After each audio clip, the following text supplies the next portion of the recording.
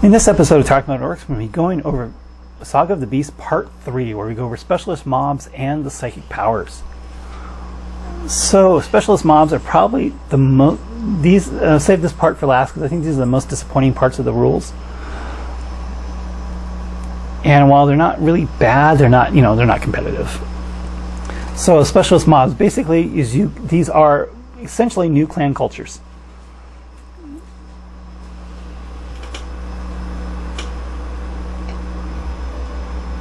So instead of selecting one of the other 7 clan cultures, you could take one of these instead. So these are just new clan cultures. It's really what it boils down to. Some of these are useful. You can actually build lists around, but they're just eh. So let's go with the top. Pyromaniacs, Arsonists. You can reroll any and all of the dice when you determine the number of shots made for Burna Scorches, Burna Bottles, Burna Exhaust, Killer Jets, and Scorching Missiles, equipped on models in a unit with this subculture. When resolving an attack made with the melee profile of a Burna equipped on a model of this subculture, you can reroll a wound roll. When resolving the Burna Bombs ability of a unit with this subculture, add 1 to each roll. So if you're taking Burna Bombers, that's what you want to use these for. That's probably the best use for them. So it changes from 4 to 5. You can add in a stratagem where you get to use it twice. So now you're talking up to 20 dice on 2 units for 1 command point with hitting on a 4+. And then you can just headbutt them for D3 mortal wounds on top of that. So maybe this could make, if you're going to take like a flyer detachment with 3 Burna Bombers, that's a lot of points for just crap. Maybe you can do a lot of mortal wounds with them. I don't know if you're going to be 400 or 360 points worth of mortal wounds, but yeah, there's that potential. Hunta, Sneaky Devils, infantry units only, excluding Gretchen. While a model in a unit with this subculture is on or within a terrain feature, it gains a 5-up invulnerable save. So it doesn't have to be wholly within, it just has to be within a terrain feature. Or while a model with this unit. Okay. So it's by model, not unit. So it does make a difference. When resolving an attack made with a melee weapon by a model in a unit with this subculture, while that model or any model in the target unit is on or within a terrain feature, improve the weapon's armor penetration characteristic by 1. So this is the way you get Choppas at -1. And again, this is going to be highly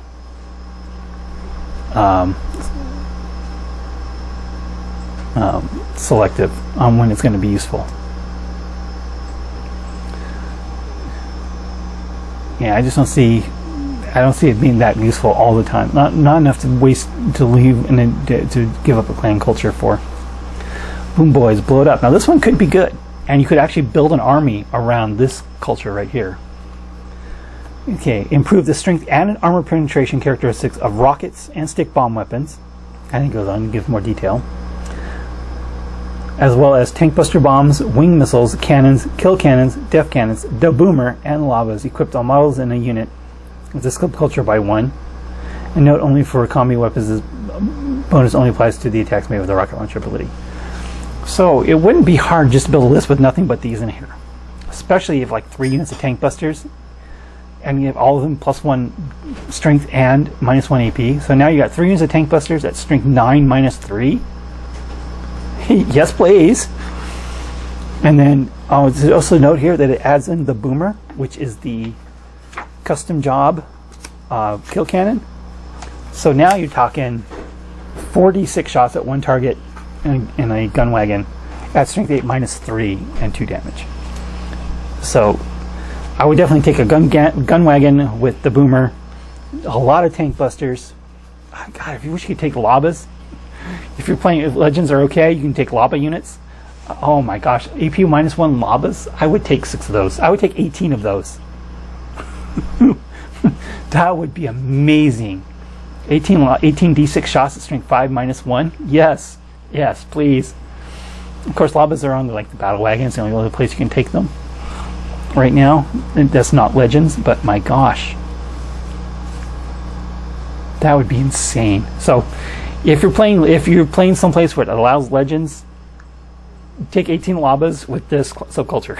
Just tell me how it goes. This easily. Let's see, what else we got on here? Stick bombs. So you can use, stick bombs are generally strength 3 0. Yeah, strength 3 0 1. So now become -1, and you use your grenade stratagem on boys with and throw 10 stick bombs, -1 AP. Not bad. Let's see, tank buster bombs. Tank buster bombs are amazing. They become strength 9 and -3 as well, and D6 damage. That's nice. Wing missiles are on this Megatrack Scrapjet. That has extra strength there, so the Megatrack Scrapjet becomes even better. Cannons, kill cannons. Def cannons, which is a stomp, I don't care. And Labas. Yeah, so this is definitely one that can be played. The Boom Boys. You can definitely build a list with nothing but these kind of weapons in there pretty easily. And yeah, that's a viable one. But you would definitely have to tailor your list to build it. Just the idea of having all those tank busters with strength 9 -3 3 damage guns. Yeah, sure. That's worth it right there. Fly boys, critical velocity. Fly models only. When resolving an attack made with a ranged weapon against a unit with this subculture by a model that's more than 1 inch away, that unit is treated as having the benefit of cover. When resolving an attack made with a melee weapon against a unit with the subculture in a turn in which it was more than 1 inch away from any enemy units at the start of the charge phase, subtract 1 from the hit rolls. So this basically makes your fly models harder to kill because they have the +1 save as long as they're being shot from more than 1 inch away. And if something charges them, like a flying demon prince or a jet bike or something, that unit is -1 to hit on the turn they charge. So yeah, that's viable. I don't think I would give up Bad Moon's Jets for this, but this is something you definitely take in a unit and a flyer detachment separate from the rest of your army. Grot mobs, Cheeky's Augers. This is one that is going to be played. Gretchen models only. Models in a unit with this subculture gain a 6-up invulnerable save. When resolving an attack by a vehicle model in a unit with this subculture, reroll hits with 1. Obviously, you can see where this is going. Grots with a 6-up invulnerable save, cans and mech guns rerolling hits of 1 with a 6-up invulnerable save. Combine this with shiny gubbins, or what is that one? Sparkly bits on cans. So now you have cans hitting on 3s, rerolling 1s with a 6-up invulnerable save. Yep. And mech guns, smashy guns, rerolling 1s. KMKs, especially the KMKs, rerolling 1s. Yeah. And just a built-in 6-up invulnerable save. Again, this is not just against shooting. This is just a 6-up invulnerable save. The only downside is that any grots that are in a Cheeky's Augers or grot mobs unit can't grot shield other clans. It's just very important to take it around. So if you're going to take a unit or a detachment in your army with grot mobs to give your smasher guns that reroll 1 to hit, just remember those grots in that unit in that detachment can't shield other models, other clans. Other than that, this is good. This is really good, and we're going to see a lot of Cheeky's Augers on the battlefield going forward, because this is great. This is great both for flavor. You get your Grot HQ at the red, and heck, you can play the red Gobo. Oh, he's an elite though, or he's on HQ. That's too bad. He's legend. Let's see, does he have an invul save? No. So, hey, you can play the red Gobbo for fun, and now he has a 6-up invulnerable save because he's Gretchen and infantry. Yeah, so the Gretchen units, of course, are mech guns, cans, and Gretchen, and the red Gobbo and Makari. I don't know where I got that other one from. But yeah, I think this cans combined with the custom jobs for cans, give one of them +3 inch movement, and another one sparkly bits for the +1 to hit. And yeah, that's great. You can see this a lot. 10 heads, Crunch and Crump, Kill Cans, Def Dreads, Mega Armor, Morkanauts, Gorkanauts, and Stompa only when resolved in an attack made with a melee weapon by a model in a unit of the subculture, add 1 to the hit rolls. Here we go, something that would make Mega Armored knobs a lot better is to give them 10 heads, combined with the stratagem that gives them +1 damage. Could actually make Mega Armored knobs a little more viable. Again, so you got a long list of units here. You could make a 10 heads army with these units, and give them custom jobs. I don't know which one you'd want to give the Orkimatic Pistons to. It'd be a Gorkanaut or the Killicans.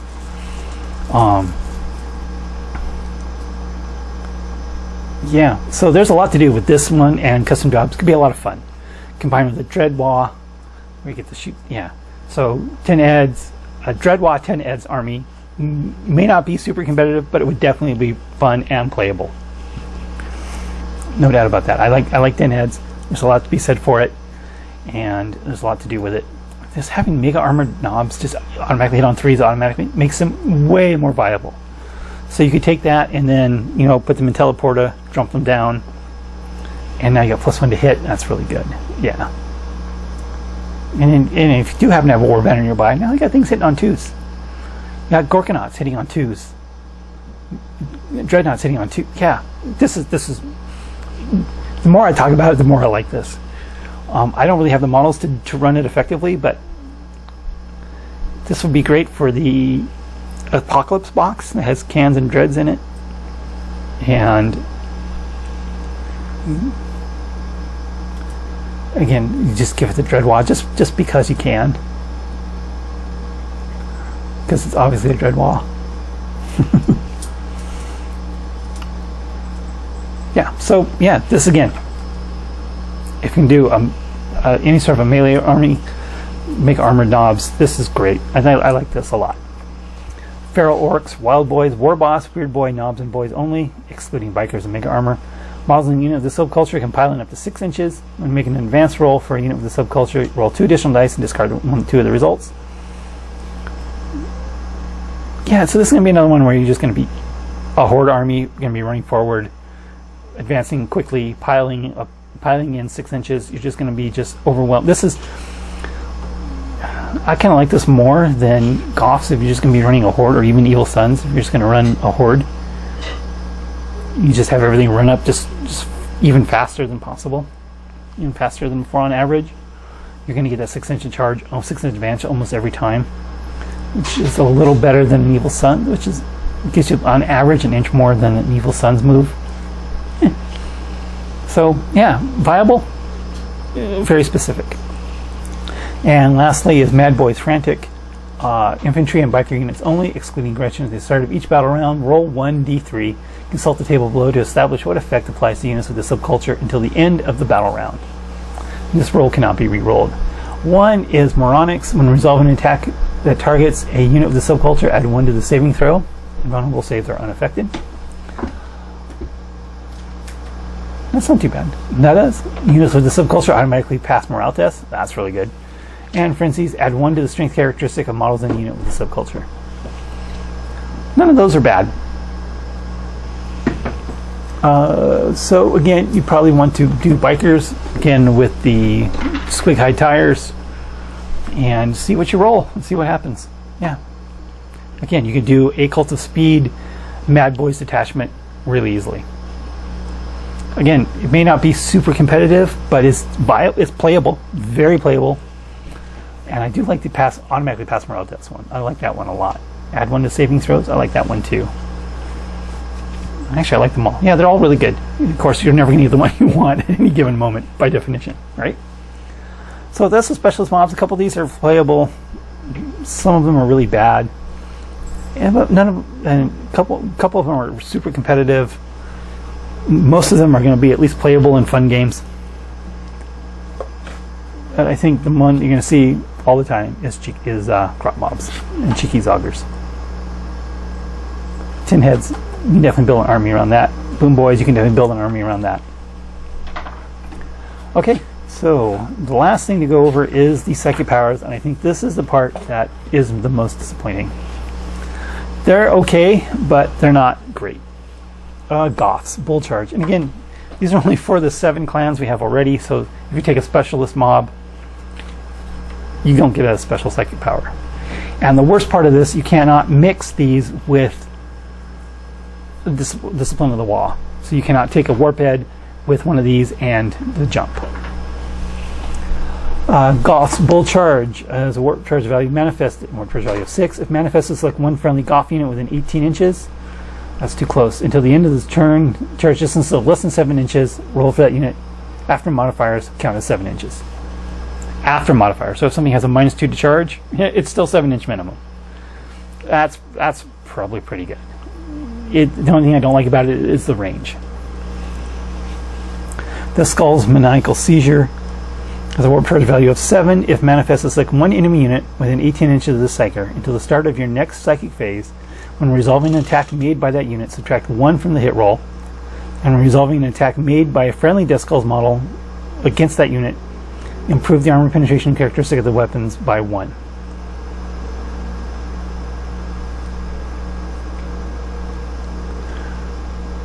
Again, it has to be within 18 inches of the Psyker. That's too close. So this is going to be affecting an enemy unit and make it easier to kill and be less effective. This is not bad. Not bad at all. Again, the only thing I don't like about it is the range. Bad Moon's Gleaming Gear has a warp charge value of 6. If manifested, select one friendly Bad Moon's unit within 18 inches of the Psyker until the start of your next psychic phase. When resolving an attack made against that unit, add 1 to the saving throw. Invulnerable throws are not unaffected, which is too bad. It should affect invulnerable saves too, since there are so few of them. Selected from, let's see. Yeah, so that would be giving things like a Gorkanaut a 2-up save. I can see using that. Snake Bites is the one that was, let's see, warp charge value of 6. If manifested, select one enemy unit within 12 inches of the Psyker. Until the start of your next psychic phase, have the attack characteristics of models in that unit. Whew, that's brutal. Evil Sun's Visions in the Smoke. This is the one that I have problems with because of the way it's worded. It has a warp charge value. Let's see. It has a warp charge value of 6. If manifested, select one friendly Evil Sun's unit within 12 inches of the Psyker, and you can only select the unit with a wound characteristic of 18 or more if the result of the psychic test to manifest was 9 or more. Till the start of your next psychic phase, when resolving an attack made by a model in that unit, you can re-roll the hit roll. I think this is badly worded. Is it just one re-roll? Or do you get all your attacks re-rolled? Because each attack is technically separate attack. So when you resolve an attack, you need to re-roll the hit roll. So I don't know. If this was all hit rolls, this becomes insane. A unit of Slugger Boys, they re-roll the hit. Gorkanaut that gets to re-roll the hit.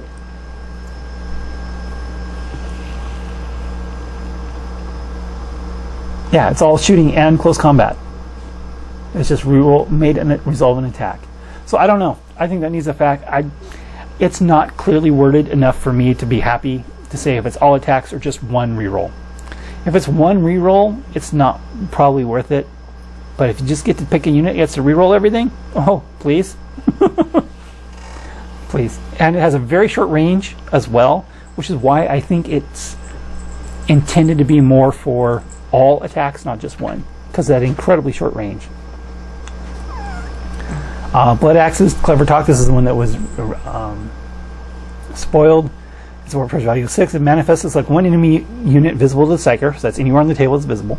Until the start of your next psychic phase, units cannot fire Overwatch at Blood Axe units from your army, which is great for commandos, and cannot be chosen to fight until all eligible Blood Axe units from your army have done so. This is great. This is a great power. Anything to avoid Overwatch is going to be awesome. I think this is well worth it. This is one. If you're going to take Blood Axes, you definitely want to take this one. And then Freebooter's Jolly Orcs Glare has a warp charge value of 6. It manifests like one enemy unit within 18 inches of the Psyker. Until the start of your next psychic phase, have the move characteristics of the model in that unit. Subtract 1 from advanced and charge rolls made for it. I mean, that's not really. They're already 18 inches away. How useful is that going to be? to make them move slower. That's something that has to be on the other side of the table. I mean, if I could do like some just visible from the Psyker on like a unit of White Scarred bikes, their movement is reduced by half, and subtract 1 from advance rolls. Yeah, that would be great. I mean, the only kind is kind of sort of useful if you -1 to the charge rolls. If you're within 18 inches, yeah, this range is stupid. It makes this power almost useless. To be honest, it's just really not great. It needs to be it's like 1 enemy unit visible to the Psyker, like the Blood Axe one, like the Blood Axe one. So that's the Slant Psychic powers. Again, I think this is by far the most disappointing part of it, with the exception of the Evil Sun's Vision and Smoke. And I honestly think that has to wait for a fact to clarify that's meant for just one reroll or all attacks. Because if it's that range, and it makes me think that it is meant for all attacks, but it's just, I think it's worded really poorly. Let me know what you think about that below. If you think the wording is clear one way or the other. I think it's unclear entirely, especially when you have things like the Death Skulls, where it says you get to reroll 1 attack, one to hit roll, 1 to wound roll, and 1 damage roll, or specifically says 1. So yeah, but if this becomes where it just gets to reroll all attacks, this is incredible. This one is useful with the no Overwatch.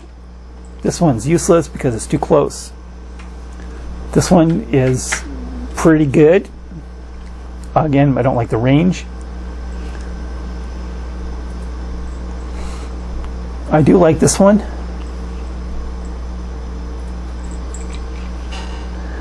This one I like a lot. I might take this one. And Snake Bites, Constriction.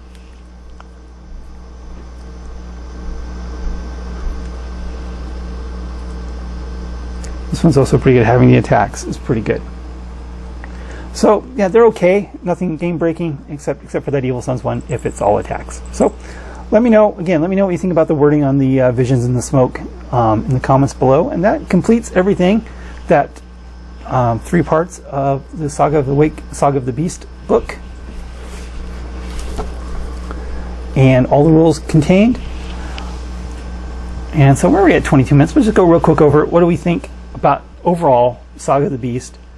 It adds a lot to the Orc army, but I don't think there's anything in here that's particularly overpowered, except for maybe the 18-inch bikes. But that's me. 18-inch not bikers sounds like a lot of fun. But other than that, I really don't see anything that's here that's overpowered. It changes to the KFF where it's in melee, which I've gone over in my KFF video. Well, I'm not disappointed. I'm not super excited, but I'm not disappointed at all either. There's a lot of fun stuff, and I think there's a lot of this book I'm going to be using. I'm going to be using the +1 to hit on my Gorkanaut. I might be using this Megatrack Scrapjet one where it gets to fight twice every turn. That's just in the army I have right now. I might restructure my army to make my Met guns cheeky Zoggers. I haven't decided that yet because I don't want to lose my Bad Moon's shields for my Ludas. I'll have to think about how that works out. I have to figure that out. But yeah, I'm really happy with it. Again, I'm not super stoked from a competitive standpoint, but I really don't have many complaints either. Just a few things that are kind of bad, but nothing in here that's really. But overall, I have to give it about a B+. Anyway, that completes the review of Saga of the Beast. Thanks for watching. Thank you for watching this episode of Talking About Orcs. Please subscribe and hit the bell button for notifications for new Talking About Orcs videos every Wednesday, new battle reports every Friday, and hobby videos whenever I can. Thanks for watching.